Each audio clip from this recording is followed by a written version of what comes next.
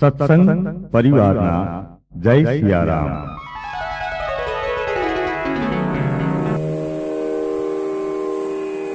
સ્વસ્તિ શ્રી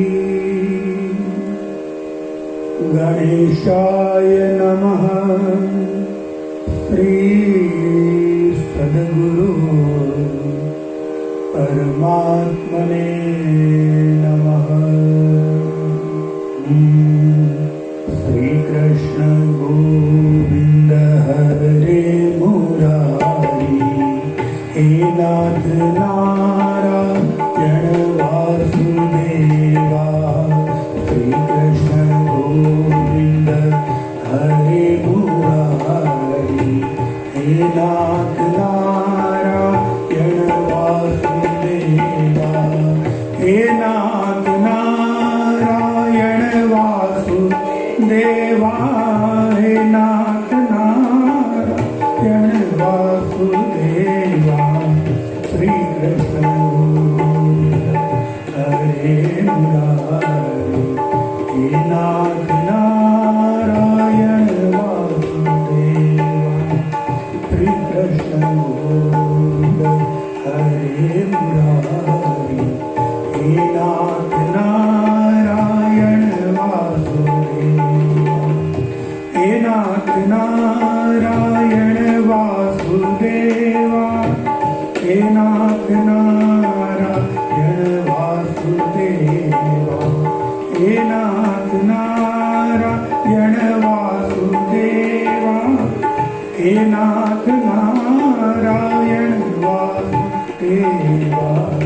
શ્રી કૃષ્ણ ગોવિંદ હરે મુરારી હે નાથ નારાયણ વાસુદેવા. શ્રી કૃષ્ણ ગોવિંદ હરે મુરારી હે નાથ નારાયણ વાસુદેવા. હે નાથ નારાયણ વાસુદેવા. હે નાથ નારાયણ વાસુદેવા. આદિકે શ્રી રાધા પુરુષોત્તમ દેવ કી. ગઈકાલની કથામાં આપણે જોયું કે ભગવાન શ્રી હરિ એની કૃપા પ્રાપ્ત થવાથી સુદેવ બ્રાહ્મણ દ્રઢધનવાના રૂપમાં બીજોને જન્મ મળ્યો છે. વાલ્મીકી ઋષિ કથા કરતા કરતા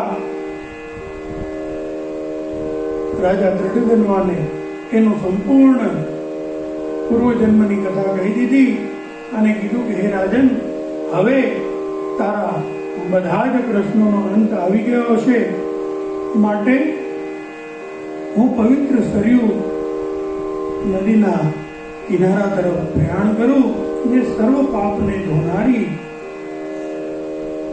અને જેની કિનારે દિવ્ય એવી અયોધ્યા નગરી વસી છે. 20મા અધ્યાયના પ્રારંભમાં સુતજી કથા કહેતા કહે છે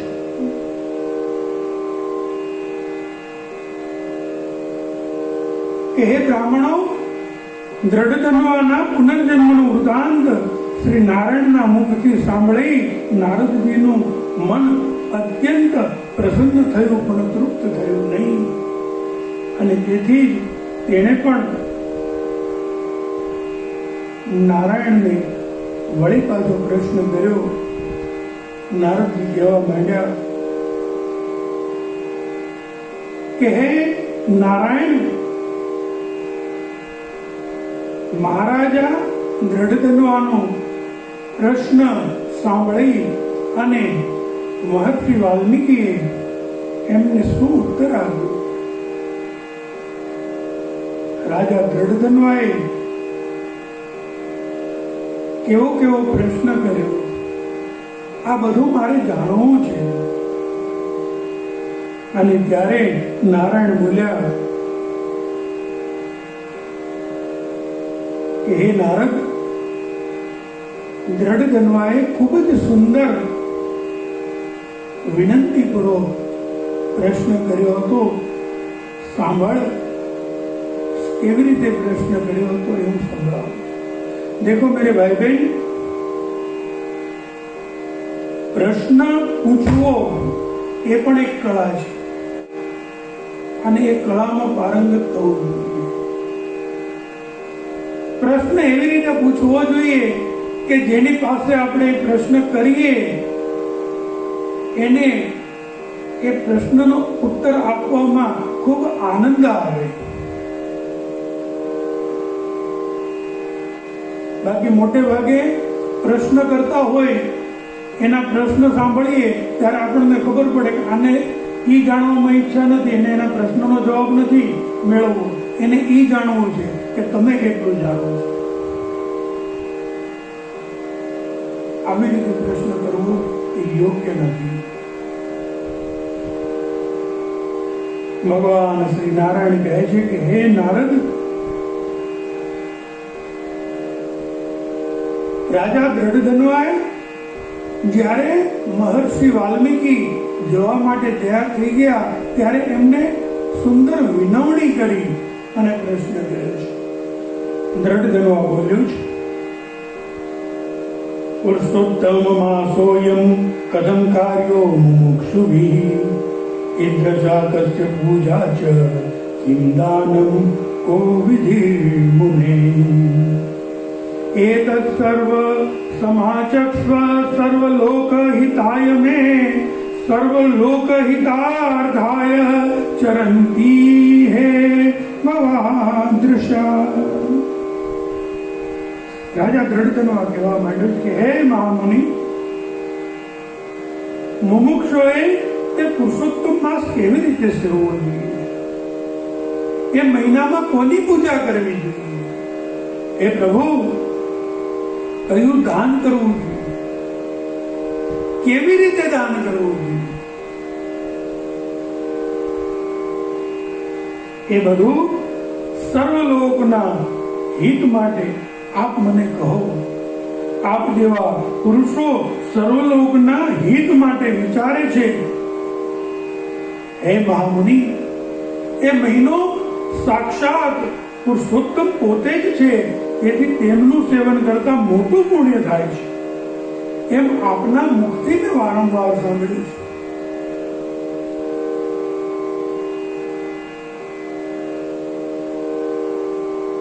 પૂર્વ જન્મમાં હું સુદેવ નામે ઉત્તમ બ્રાહ્મણ હતો અને મેં મરેલા પુત્રને ઉઠેલો જોઈ વિધિપૂર્વક એ મહિનાનું સેવન કર્યું હતું. એ બ્રાહ્મણ પ્રથમ તો પુત્રના શોકથી બેભાન થઈ અને અજાણતા જ મારાથી એ મહિનાનું સેવન થઈ ગયું. ત્યારે મને એનો કોઈ વિધિ ખબર નહોતો. તેમ છતાં પુત્રના શોકગ્રસ્ત હું નિરાહાર રહ્યો. એ સ્થિતિમાં મારો પુરુષોત્તમ માસ ગયો તો પણ એનું ફળ મને પ્રાપ્ત થયું અને મારો પુત્ર જીવિત થયો અને એને 12,000 વર્ષનું આયુષ્ય પ્રાપ્ત થયું. પછી શ્રી હરિની પ્રેરણાથી એ માસનો મને અનુભવ થતા મેં વિધિપૂર્વક એનું સેવન કર્યું. પરંતુ એ બધું આ જન્મમાં હું ભૂલી ગયો છું. માટે હે તપોધન, એનું પૂજા વિધાન ફરી વિસ્તારથી મને કહો. આમ બે હાથ જોડી અને રાજા દ્રઢધન્વા વાલ્મીકી ઋષિને પ્રશ્ન કરી અને પોતે શાંત ચિત્તે ઉભો રહ્યો છે. ત્યારે વાલ્મીકી ઋષિ બોલવા માંડ્યા છે.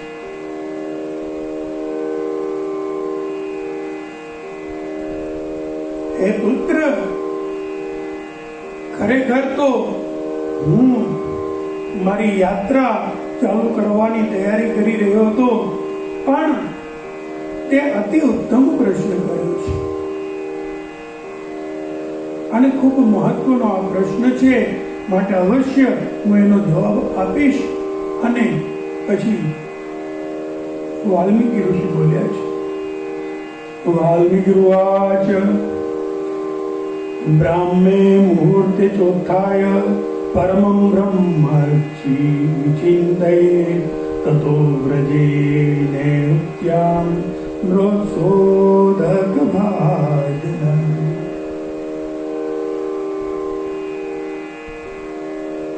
મહર્ષિ વાલ્મીકીએ સુંદર રીતે વિસ્તારથી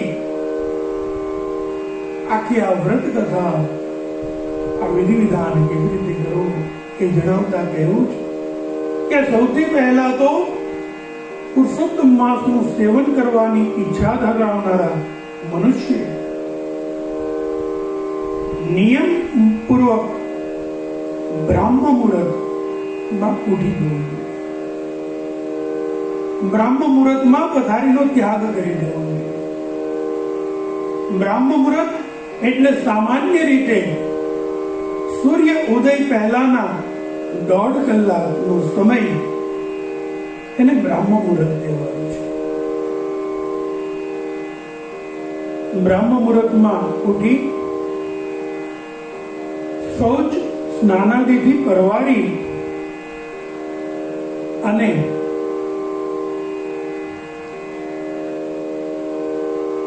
ભગવાન નામ સ્મરણ કરવું જોઈએ.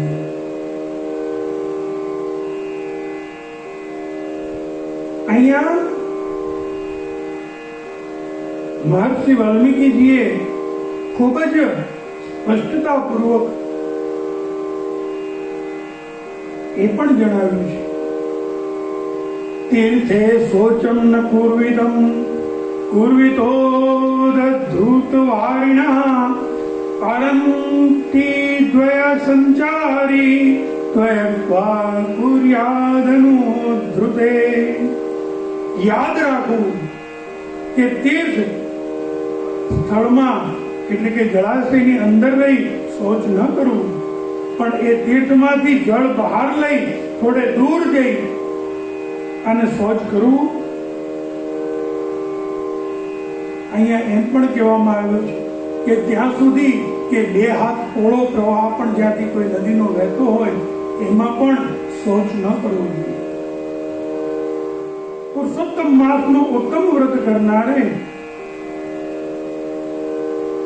આ બાબતનું પણ ખાસ ધ્યાન રાખવું. દેખો મેરે ભાઈ બહેન,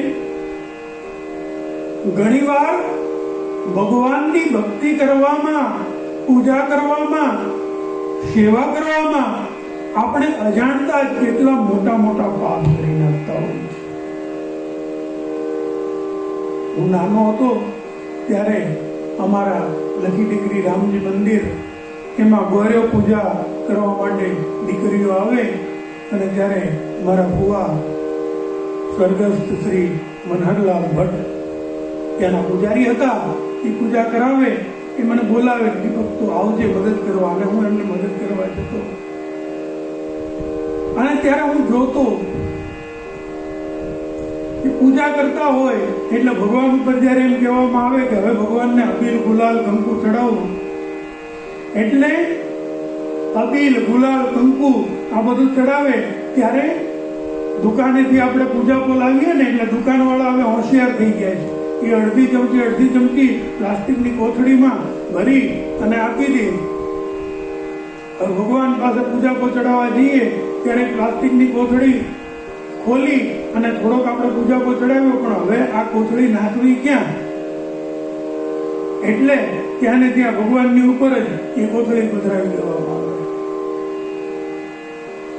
આપણે ઘણી જગ્યાએ શિવાલયોમાં, મોટા શિવાલયોમાં, ઘણા મંદિરોમાં દર્શન કરવા જઈએ ત્યારે જોઈએ કે ભગવાનને બિલીપત્ર ચડાવતા હોય તો બિલીપત્ર ચડાવે એની સાથે ઓલો દોરો બાંધીને આપ્યો હોય 5 બિલી કે 11 બિલીનું,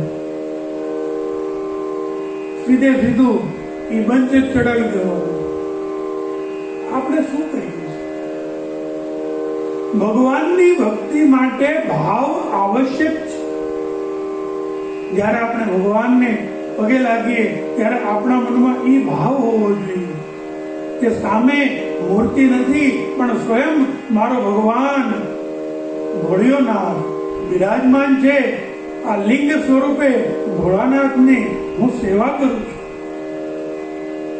જાણે અજાણે આપણે ભગવાનની ભક્તિ કરવાની સાથે સાથે કંઈક મોટી ભૂલો કરીએ છીએ.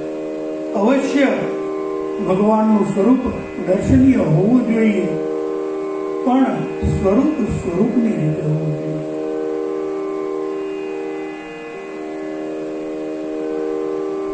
મહર્ષિ વાલ્મીકીજીએ સુંદર સ્પષ્ટતા સાથે આખા તપનું વિધિ વિધાન જણાવ્યું છે. ગૃહસ્થ માટેના નિયમો, બ્રાહ્મણો માટેના નિયમો, ક્ષત્રિય માટેના નિયમો, વૈશ્ય માટેના નિયમો જણાવ્યા છે. દાતણ કરવા માટે પણ શું નિયમ એની પણ અહીંયા વાત કરવામાં આવી છે. પણ હવે તો આપણે દાતણ તો કોઈક એવા ભાગ્યશાળી હશે કે જેને અથવા તો જે 40, 50, 60 વર્ષની ઉપરની ઉંમરના જે છે એને દાંતણ એટલે શું ખબર હશે. કારણ કે હવે તો બ્રશનો જમાનો આવી ગયો, ટૂથબ્રશ આપણે વાપરતા હોઈએ છીએ. પણ અહીંયા કહેવામાં આવ્યું છે કે દાંતણ લેવો એનો પણ વિધિ જણાવવામાં આવ્યો છે. વહેલા સવારે પ્રાતઃકાળમાં સ્નાન કરવું, સ્નાન પણ કેવી રીતે કરવું એનો પણ વિધિ વિધાન કહેવામાં આવ્યું છે. સ્નાન કર્યા પછી દેવોનું તર્પણ કરવું. જે નદી સમુદ્રમાં મળતી હોય તેમાં સ્નાન કરવું એને ઉત્તમ કહેવાયું છે. વાવ, કુવા કે તળાવમાં સ્નાન કરવું તેને વિદ્વાનોએ મધ્યમ કહ્યું છે. અને પોતાના ઘરે જ સ્નાન કરવું તેને તો ગૃહસ્થ માટે સામાન્ય કહ્યું છે. બની શકે તો આ મહિનામાં એકાદ વાર તીર્થ સ્નાન કરવું જોઈએ. તીર્થ સ્નાન એનો મતલબ એવું જરૂરી નથી કે તમે હરિદ્વાર, ગોકુળ, મથુરા, વૃંદાવન કોઈ પણ મોટા તીર્થમાં જાઓ એવું જરૂરી નથી. આપણા ગામની વહેતી નદીમાં સ્નાન કરવામાં આવે અને એવો ભાવ કરવામાં આવે તો એ પણ તીર્થ સ્નાન છે. અરે વરસતા વરસાદમાં જે સ્નાન કરવામાં આવે એ પણ તીર્થ સ્નાન કહેવામાં આવ્યું છે. સ્નાન કર્યા પછી શુદ્ધ અને સફેદ 2 વસ્ત્રો પહેરી સમજુ બ્રાહ્મણે ઉત્તરીય વસ્ત્ર કેશ પણ ધારણ કરવું. અને તે પછી પવિત્ર સ્થાને પૂર્વ તરફ કે ઉત્તર તરફ મુખ રાખી બેસવું, શિખાબંધન કરવો, 2 હાથને ઘૂંટણની વચ્ચે રાખી અને પછી પવિત્રી એટલે કે દર્ભની વીંટી ધારણ કરેલા હાથે આચમન ક્રિયા કરવી. પૂજાની સુંદર પદ્ધતિ અહીંયા બતાવવામાં આવી છે. મિત્રો, 21મો અધ્યાય એમાં ભગવાનની ષોડશોપચાર પૂજા કેવી રીતે કરવી એ આખી વિધિ વિધાન આવે છે. એટલે અમે એવું નક્કી કર્યું છે કે 21મા અધ્યાયમાં આપને આ સંપૂર્ણ પૂજા વિધિ વિધાન કેવી રીતે કરવું એ સ્વદ્રશ્ય દેખાય અને સમજી શકાય એવી રીતે એ વિડીયો તૈયાર કરશું, જેથી આપ એ વાસ્તવિકતા જોઈ શકો. અને ત્યાર પછી ગોપીચંદનની માટીનું અથવા તો ચંદનનું તિલક કરવું અને તે પણ ઊભું લાકડીના આકારે સીધું અને સુંદર હોવું.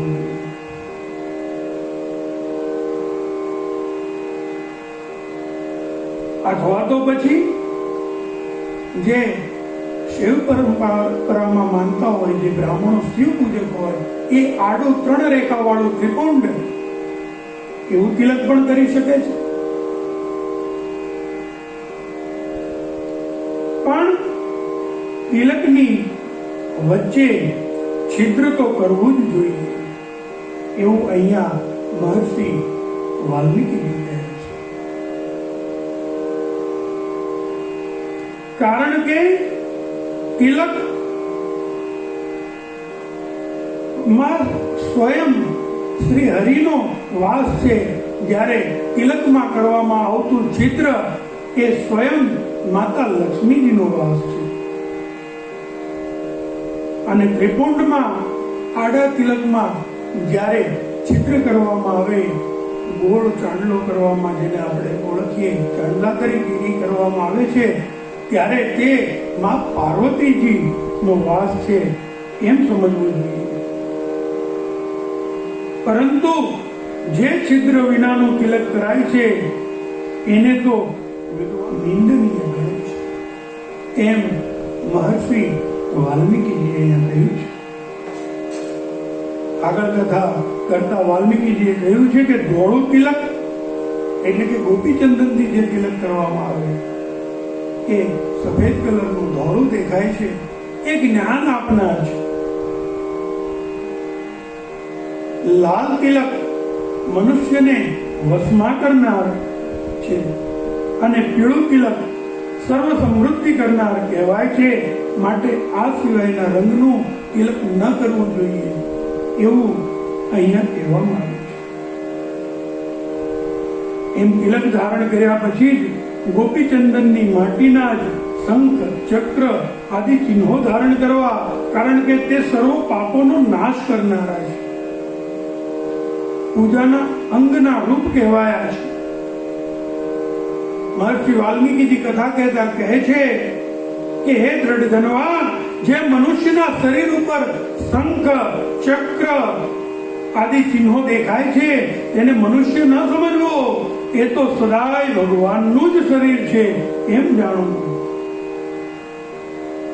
જે મનુષ્ય શંખ, ચક્ર આદિ ચિહ્નો પોતાના શરીર ઉપર ધારણ કરે છે તેના પાપો પણ પુણ્યરૂપ બની જાય છે. અરે જેનું શરીર શ્રી નારાયણના આયુધ એવા શંખ, ચક્ર, ગદા આદિથી નિત્ય ચિહ્નો વાળું હોય, તે મનુષ્ય કરોડો પાપોથી યુક્ત હોય તો પણ તેની યમદેવ શું કરી શકે? તેની સામે યમરાજા જોતા પણ નથી.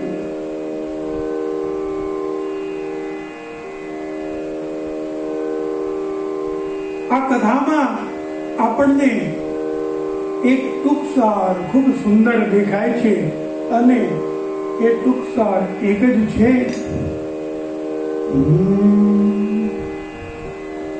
એ તમે ભાવે ભજી લો ભગવાન, જીવન થોડું રહ્યું.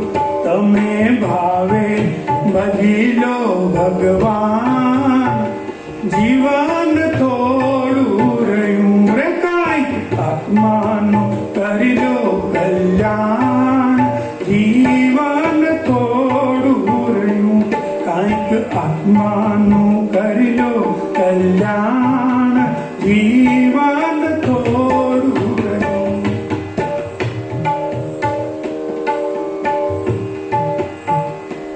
એને દીધેલા કોલ તમે ભૂલી ગયા, એને દીધેલા કોલ તમે ભૂલી ગયા. જૂઠી માયાને મોહમાં ગેલા તૈયાર, જૂઠી માયાને મોહમાં ગેલા તૈયાર. ચેતો ચેતો હે ચેતો, ચેતો શું ભૂલ્યા છો ભાન, જીવન થોડું રહ્યું. એ ચેતો ચેતો શું ભૂલ્યા છો ભાન, જીવન થોડું રહ્યું. તમે ભાવે ભજી લો ભગવાન, જીવન થોડું રહ્યું.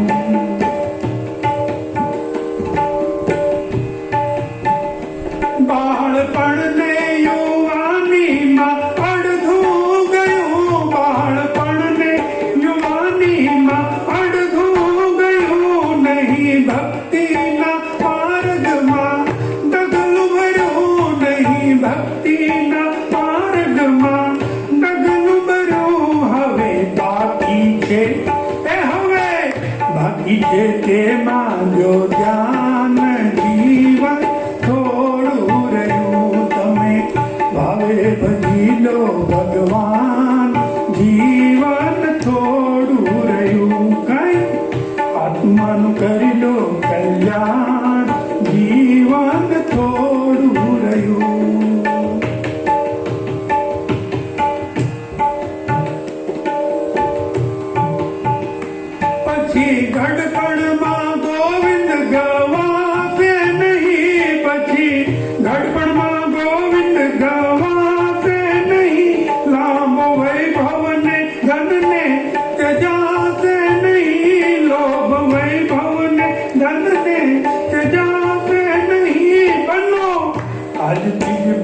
ભક્તિમાં મસ્તાન જીવન થોડું રે હે બનો આજથી જ ભક્તિમાં મસ્તાન જીવન થોડું રહ્યું કાંઈક આત્માનું કરી લો કલ્યાણ જીવન થોડું રહ્યું તમે ભાવે ભજી લો ભગવાન જીવન થોડું રહ્યું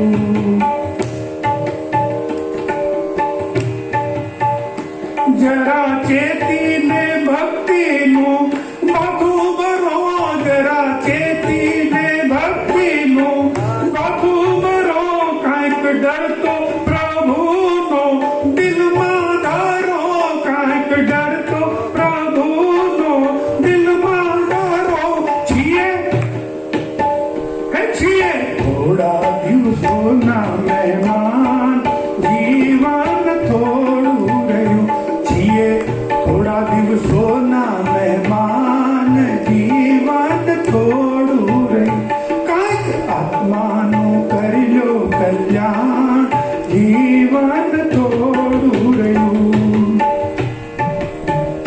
બધા આળસમાં દિવસો વીતી જશે બધા આળસમાં દિવસો વીતી જશે પછી ઓ ચિંતા જામ કેરા તેરા થશે પછી ઓ ચિંતા જામ કેરા તેરા થશે નહીં ચાલે હે નહીં ચાલે તમારા તોફાન જીવન થોડું રહ્યું તમે ભાવે ભજી લો ભગવાન જીવન થોડું રહ્યું કાંઈક આત્માનું કરી લો કલ્યાણ જીવન થોડું રહ્યું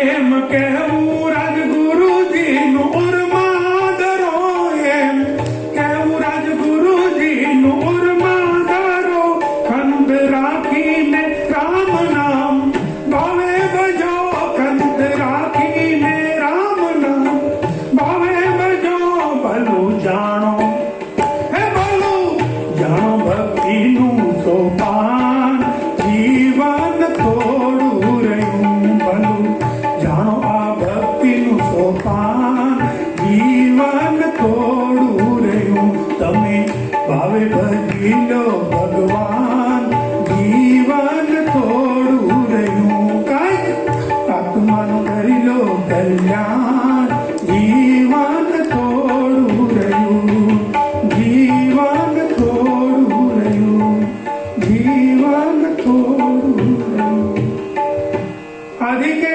શ્રી રાધા પુરુષોત્તમ દેવ કી જય. રાજા દ્રઢધ્વાને આ વ્રતનો વિધિ કહેતા કહેતા મહર્ષિ વાલ્મીકી કહે છે હે રાજન જેના શરીર ઉપર શંખ ચક્ર ગદા આદિ ભગવાન શ્રી નારાયણના આયુધો અંકિત હોય યમરાજા પણ તેનાથી દૂર રહે છે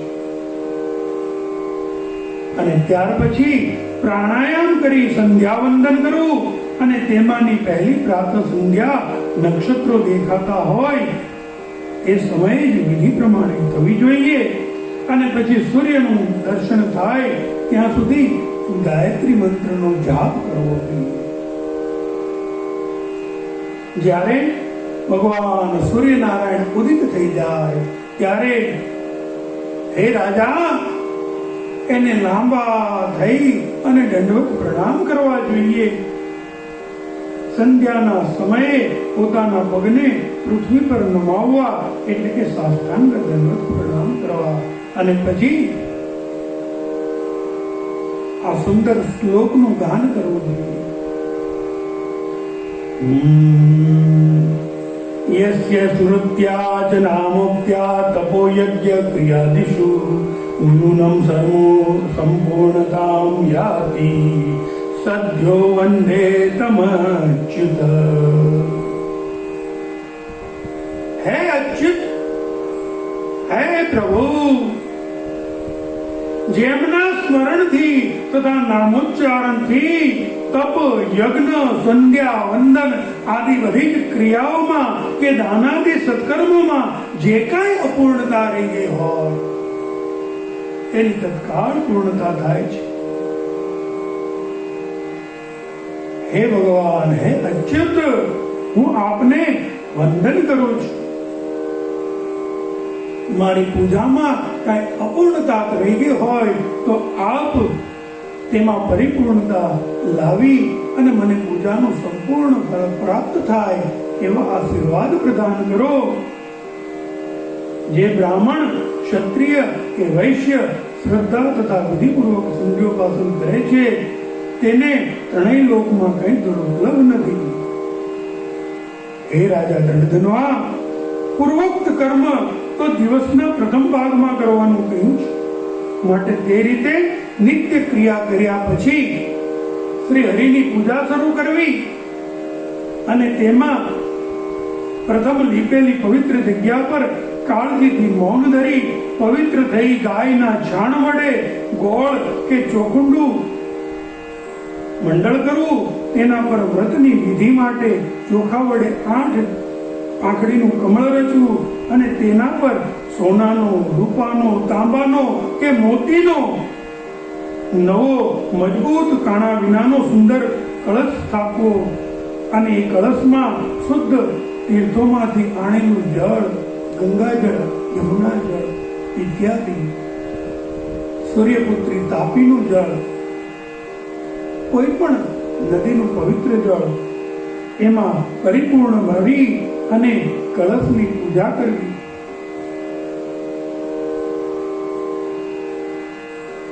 જે ભગવાન સંસાર સમુદ્રમાં ડૂબતા મનુષ્યનો અવશ્ય ઉદ્ધાર કરે છે તેમને લોકમાં મરણ ધર્મી કયો મનુષ્ય ન સેવે.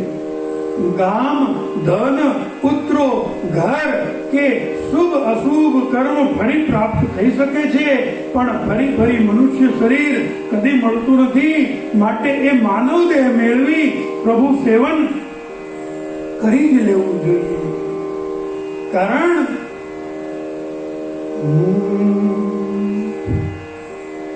એ તને મોટા ઘરનું તેડું જ્યારે આવશે, તને મોટા ઘરનું તેડું એક દિન આવશે. આના કાની જરા ન ચાલે, આના કાની નહીં ચાલે, તને જ્યારે બોલાવશે, તને મોટા ઘરનું તેડું એક દિન આવશે, તને મોટા ઘરનું તેડું જ્યારે આવશે. બિસ્તર તો તને નહીં લેવા દે, સંદેશો પણ નહીં કહેવા દે. બિસ્તર તો તને નહીં લેવા દે, સંદેશો પણ નહીં કહેવા દે. તારા ઘરમાંથી ભાઈ તુજને, તારા ઘરમાંથી ભાઈ તુજને એકલડો ઉપાડશે, તને મોટા ઘરનું તેડું જ્યારે આવશે, તને મોટા ઘરનું તેડું એક દિન આવશે. સગા સંબંધી જોતા રહેશે, રોતા રોતા વિદાય દેશે. તારા સગા સંબંધી જોતા રહેશે, રોતા રોતા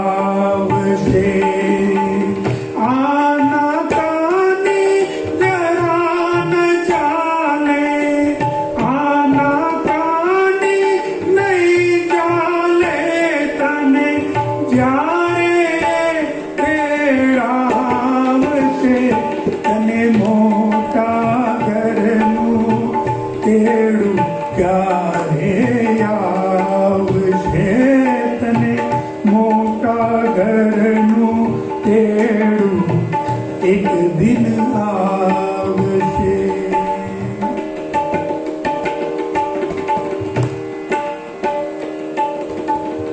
જીવતર તારું એળે જાશે આવ્યો એવો જગતી જાશે. જીવતર તારું એળે જાશે આવ્યો એવો જગતી જાશે. ઈશ્વર તુજને પૂછશે ત્યારે પ્રભુ તુજને પૂછશે ત્યારે જવાબ ક્યાંથી લાવશે તને મોટા ઘરનું તેડું ક્યારે આવશે તને મોટા ઘરનું તેડું એક દિન આવશે.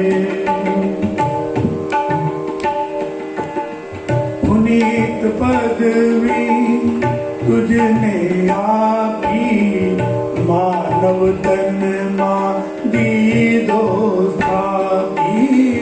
પુનીત પદ તુજને આપી માનવ તનમાં દીધો સ્થાપી. રામ ભક્ત જો થયો નહીં તો રામ ભક્ત જો થયો નહીં તો દર બદર ભટકાવશે તને મોટા ઘરનું તેડું જ્યારે આવશે તને મોટા ઘરનું તેડું એક દિન આવશે. આના કાની જરા ન ચાલે આના કાની નહીં ચાલે તુને જ્યારે બોલાવશે તને મોટા ઘરનું તેડું એક દિન આવશે તને મોટા ઘરનું તેડું જ્યારે આવશે. અધિકે શ્રી રાધા પુરુષોત્તમ દેવ કી. જે દિવસે હરિનું તેડું આવશે ત્યારે કોઈ આનાકાની ચાલતી નથી ભાઈ. એની સાથે જવું જ પડે છે. સગા સંબંધી બધા સાથે હોય બધા જોતા રહે પણ રોતા રોતા વિદાય લે છે. જેવો આ શરીરમાંથી પ્રાણ નીકળી જાય ત્યારે સગા સંબંધીઓ પણ દિલમાં પ્રેમ હોય રોતા હોવા છતાંય બધા એમ કહેતા હોય કે હવે જલ્દી આ મડાને કાઢો જલ્દી એના અગ્નિ સંસ્કાર કરો. અને હે ભાઈ માર્ગમાં ખાવા માટે ભાતું તને કોઈ નહીં બાંધી દે માટે આ અવસર છે હરિ ભજવાનો. માટે ભજી લેને નારાયણનું નામ. મહર્ષિ વાલ્મીકીજીએ સુંદર ધર્મનું નિરૂપણ કર્યું છે. ધર્મ એટલે શું એ પણ ખૂબ સુંદર સમજાવ્યું છે. પણ આજે આપણો સમય થઈ ગયો માટે આજની કથાને આપણે અહીંયા વિરામ આપીએ. આવતીકાલની કથામાં ધર્મ એટલે શું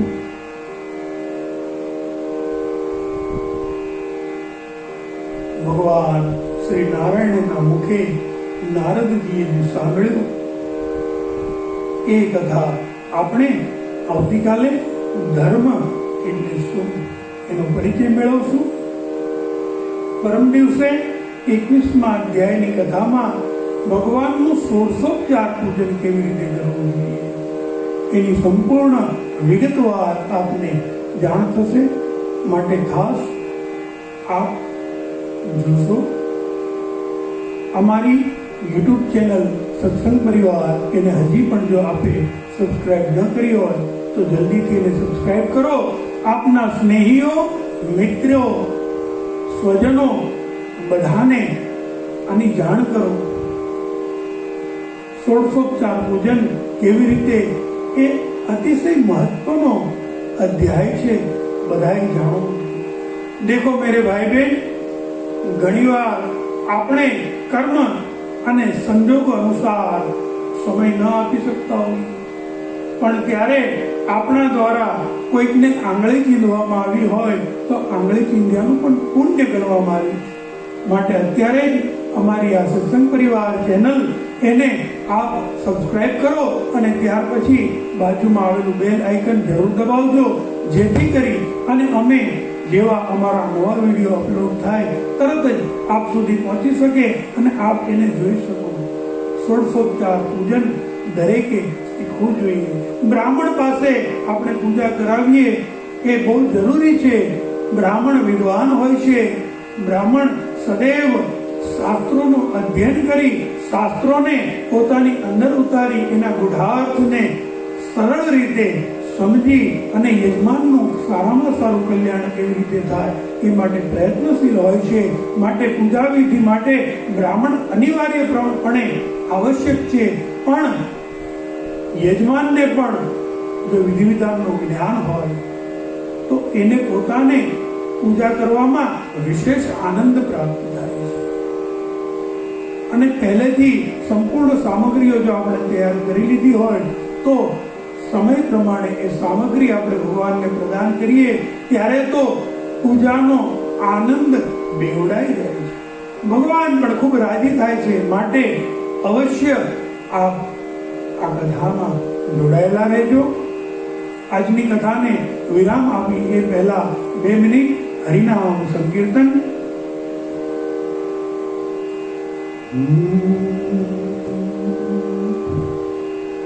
રાધે રાધે શ્યામ શ્યામ, રાધે રાધે શ્યામ શ્યામ, રાધે રાધે શ્યામ શ્યામ, રાધે રાધે શ્યામ શ્યામ, રાધે રાધે શ્યામ શ્યામ, રાધે રાધે શ્યામ શ્યામ, રાધે રાધે શ્યામ શ્યામ, રાધે રાધે શ્યામ શ્યામ, રાધે રાધે શ્યામ શ્યામ, વૃંદાવન ધામ ધામ, રાધે રાધે શ્યામ શ્યામ, વૃંદાવન ધામ ધામ, રાધે રાધે શ્યામ શ્યામ, રાધે રાધે શ્યામ શ્યામ, રાધે રાધે શ્યામ શ્યામ, રાધે રાધે શ્યામ શ્યામ.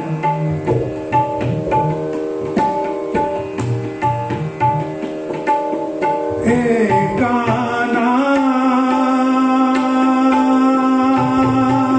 હું તને ચાહું, તને ચાહું. હે કાના હું તને ચાહું, હું તને ચાહું.